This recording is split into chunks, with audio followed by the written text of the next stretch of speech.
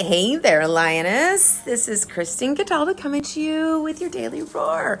Rah! So tonight I want to talk about forgiveness. I've been thinking about this a lot. I'm moving into this space where I'm really trying to live and let live, so to speak. But there's times where I'm absolutely triggered. Like there's some people that just like, oh, they drive me nuts, or something they're doing drives me nuts. Well, yesterday I was on a video, a webinar that one of my friends, Brian, and you can see him on Brian Says That on Instagram. So check his stuff out. He's an amazing coach for creatives and super awesome guy. Just love him. But I was sitting in on his webinar, and he said some things that really got me thinking.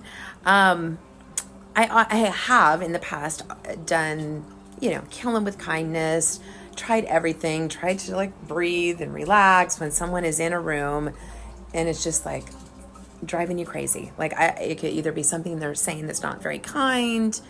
It could be that they're being boastful. There could be a multitude of things. Brian's talk was specifically on that envy thing. I know I did a video a little bit ago about envy and scrolling through Instagram and social media and how we get that envy moment. And he had this amazing talk, and he has this process that he calls SAINT. So it has an acronym for everything. So I thought about it today. I was in a meeting, and there was someone that was just driving me crazy. Sorry, my dog is choking in the middle of my video. Someone that was driving me just crazy. She was being very passive aggressive, not very kind. And she was on a call, and I was in a room with people, and and I was trying not to be obvious on my face, and I was trying to just think of what Brian said. I'm like, what did Brian say? What did Brian say? And I'm like, oh yeah. The second thing he said was adore. I love that word, adore. But when he was talking about envy, he talked about adore, and thinking of when you're in that moment where you're like, I'm not right, they're not being right, something's off, something's wonky. Think of all the things and how you adore this person. Do they have a kind voice? Are they doing amazing work? In particular, this was a work environment. Are they doing amazing work? Are they a great mom? Do they give back well, to the community? And just really start over and over and over thinking of those things and saying them out loud. And when I did that, I'm like, okay. And I always try to, one of the things that I preach a lot is trying to put yourself in that person's shoes. I know that she's a new mama, and she's got a young baby, and she's trying to juggle everything. I've been in that space. So I'm like, okay, I'm going to give her grace. And I'm also going to, I talked about the 4 agreements, Don Miguel Ruiz's 4 agreements. This is the second agreement right here. It has nothing to do with me. And so I'm not going to internalize these things that are being said, or this the way this person is acting. And I got through the meeting, and it was really, it was very insightful on so many levels. So I also, to reinforce everything, the Bible verse of the day was Colossians 3:13. Bear with each other and forgive one another. If any of you has a grievance against someone, forgive as the Lord forgave you. I'm like, okay, heard it, God. So, and that's Colossians 3:13. So I just think it's really important that we all, in this crazy time with lots of stuff going on, all kinds of hateful things going on in society, just things that we wish were different in the world. And I think the way to make change is to give people grace. Jesus, just think about what would Jesus do? WWJD, what would Jesus do in this moment? He would give them grace. Just as he forgave us, let's forgive these people.